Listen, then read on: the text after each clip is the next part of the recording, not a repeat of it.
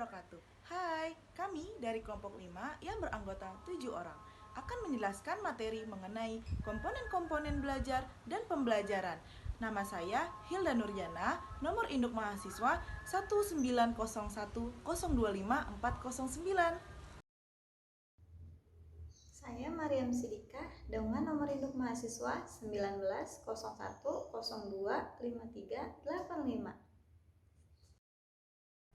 Saya Novi Ratnasari dengan nomor NIM 1901025325. Saya Sherly Septiana dengan nomor induk peserta 1901025454.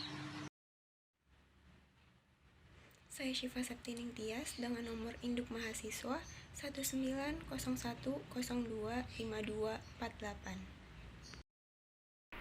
Saya Nadia Zahra dengan nomor induk peserta 1901025450. Assalamualaikum warahmatullahi wabarakatuh. Saya Fahmi Aditama dari kelompok 5 NIM 15010254118. Pada pembahasan materi kali ini, kita akan membahas 3 pembahasan. Yang pertama, definisi komponen-komponen belajar dan pembelajaran. Yang kedua, komponen-komponen belajar dan pembelajaran. Yang ketiga, 6 komponen yang memungkinkan terjadinya proses pendidikan. Pembahasan yang pertama mengenai definisi komponen belajar dan pembelajaran. Komponen merupakan bagian dari sistem yang mempunyai peran dalam keseluruhan berlangsungnya suatu proses pembelajaran. Pembelajaran merupakan suatu sistem yang berarti keseluruhan yang terdiri dari komponen-komponen yang berinteraksi antara satu dengan yang lainnya untuk mencapai tujuan pengajaran yang telah ditetapkan sebelumnya. Pembahasan selanjutnya ialah komponen-komponen belajar dan pembelajaran. Di sini terdapat 6 komponen belajar dan pembelajaran. Yang pertama ialah guru dan siswa. Guru adalah pelaku utama yang merencanakan, mengarahkan, dan melaksanakan kegiatan pembelajaran dalam upaya memberikan sejumlah ilmu pengetahuan kepada peserta didik di sekolah. Guru haruslah meningkatkan kemampuan profesinya agar dapat melaksanakan tugas dengan baik. Pada kenyataannya, di lapangan banyak sekali dijumpai masalah. Contohnya yaitu yang pertama, penampilan atau performance. Guru di depan kelas dalam proses pembelajaran banyak yang belum memuaskan, padahal kualifikasi keguruannya beragam. Dan yang kedua, kemajuan dan perkembangan ilmu pengetahuan dan teknologi, mulai menuntut adanya penyesuaian diri dari guru untuk mengembangkan pendidikan di sekolah. Nah, dari kenyataan lapangan tersebut dapat dikatakan bahwa seorang guru merupakan komponen yang sangat menentukan dalam pelaksanaan strategi pembelajaran. Selanjutnya yang kedua adalah tujuan pembelajaran. Tujuan pembelajaran adalah faktor yang sangat penting dalam proses pembelajaran. Dengan adanya tujuan, maka guru memiliki pedoman dan sasaran yang akan dicapai dalam kegiatan mengajar. Apabila tujuan pembelajaran sudah jelas dan tegas, maka langkah dan kegiatan pembelajaran akan lebih terarah. Tujuan pembelajaran dapat dibagi menjadi 2 bagian, yaitu yang pertama adalah tujuan yang dirumuskan secara spesifik oleh guru yang bertolak dari materi pelajaran yang akan disampaikan. Dan yang kedua, tujuan pembelajaran umum, yaitu tujuan pembelajaran yang sudah tercantum dalam garis besar pedoman pengajaran yang disiapkan oleh guru. Materi pembelajaran adalah substansi yang akan disampaikan dalam proses belajar mengajar. Tanpa adanya materi pembelajaran, proses belajar mengajar tidak akan berjalan. Materi pembelajaran merupakan salah satu sumber belajar bagi siswa. Oleh karena itu, guru yang akan mengajar pasti memiliki dan menguasai materi pelajaran yang akan disampaikan kepada siswa. Metode pembelajaran.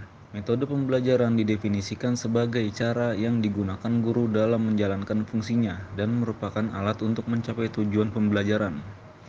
Dalam kegiatan belajar mengajar, metode sangat diperlukan oleh guru. Penggunaan metode dapat dilakukan secara bervariasi sesuai dengan tujuan yang ingin dicapai.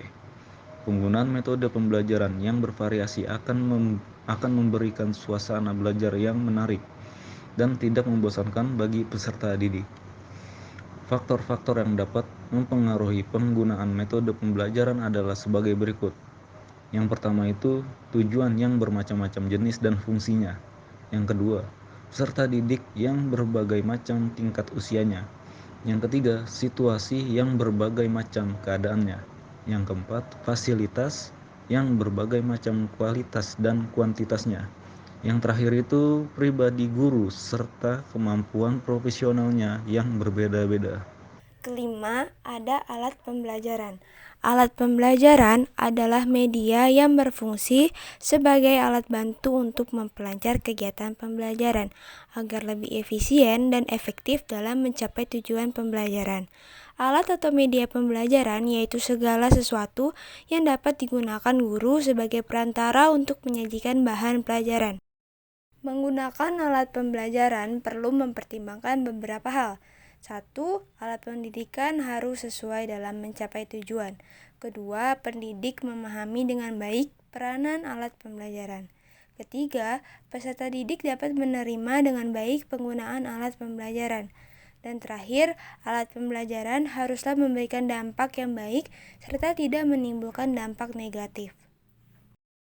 Lalu yang terakhir, ada evaluasi.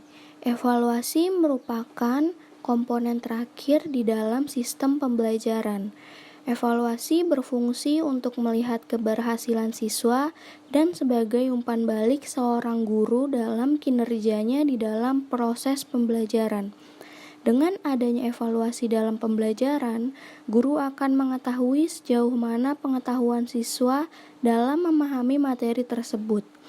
Apabila dalam proses pembelajaran tidak ada evaluasi, maka guru, siswa, dan lembaga sekolah tidak akan mengetahui hasil yang diperoleh dalam pembelajaran.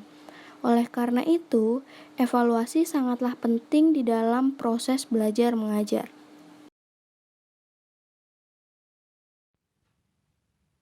Selanjutnya, kita akan membahas komponen-komponen yang memungkinkan terjadinya proses pendidikan. Yang pertama adalah, peserta didik adalah pribadi yang kompleks. Menurut psikologi modern, anak adalah suatu organisme yang hidup, yang mereaksi, berbuat, dan sebagainya. Organisme yang hidup memiliki suatu kebutuhan, minat, kemampuan, dan masalah-masalah tertentu. Ia memiliki sifat yang unik, memiliki bakat dan kematangan karena adanya pengaruh-pengaruh dari luar, sehingga membentuk pribadi anak menjadi kompleks. Yang kedua, tujuan mengenal peserta didik. Maksudnya adalah agar pendidik dapat membantu pertumbuhan dan perkembangan peserta didik secara efektif. Mengenal dan memahami peserta didik sangatlah penting agar pendidik dapat menentukan bahan-bahan yang akan diberikan, menggunakan prosedur belajar yang serasi, dan mengadakan diagnosis atas kesulitan. Yang ketiga, guru atau pendidik di sekolah. Guru merupakan pendidik di sekolah yang secara langsung maupun tidak langsung mendapat tugas dari orang tua atau masyarakat untuk melaksanakan pendidikan. Menurut pandangan modern yang dikemukakan oleh Adams dan Dickey, peran pendidik sangatlah luas, meliputi pendidik sebagai pengajar, pendidik sebagai pembimbing, pendidik sebagai pemimpin, dan pendidik sebagai ilmuwan. Yang keempat, orang tua dan lingkungan masyarakat. Kedudukan orang tua sebagai pendidik merupakan pendidik yang kodrati dalam lingkungan keluarga. Artinya, orang tua merupakan pendidik utama di rumah yang berlandaskan pada cinta kasih keluarga. Selain orang tua dan guru, pemimpin masyarakat dan pemimpin keagamaan merupakan pendidik juga. Peran pemimpin masyarakat menjadi pendidik didasarkan pada aktivitas pemimpin dalam mengadakan pembinaan atau bimbingan. Sedangkan pemimpin keagamaan sebagai pendidik dapat kita lihat pada aktivitas kerohanian manusia. Yang kelima, interaksi edukatif pendidik dan anak didik. Proses pendidikan bisa terjadi apabila terdapat interaksi antara komponen-komponen pendidikan, terutama interaksi antara pendidik dan anak didik. Interaksi pendidik dengan anak didik dapat dilakukan dalam rangka mencapai tujuan pendidikan yang ingin dicapai. Tindakan yang dilakukan pendidik dalam interaksi tersebut berupa tindakan berdasarkan kewibawaan, tindakan berupa. Yang terakhir, tujuan. Tujuan adalah suatu cita-cita yang ingin dicapai dari pelaksanaan suatu kegiatan.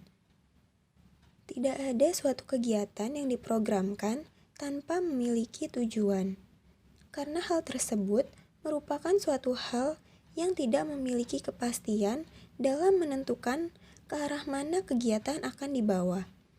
Sebagai unsur penting dalam suatu kegiatan, maka dalam kegiatan apapun, tujuan tidak bisa diabaikan. Tujuan memiliki nilai yang sangat penting dalam pengajaran. Bahkan dapat dikatakan bahwa tujuan merupakan faktor terpenting dalam kegiatan dan proses belajar mengajar. Sekian video pembelajaran dari kelompok kami. Kurang lebihnya mohon maaf. Terima kasih untuk yang sudah menonton dan semoga ilmunya dapat bermanfaat untuk kalian semua.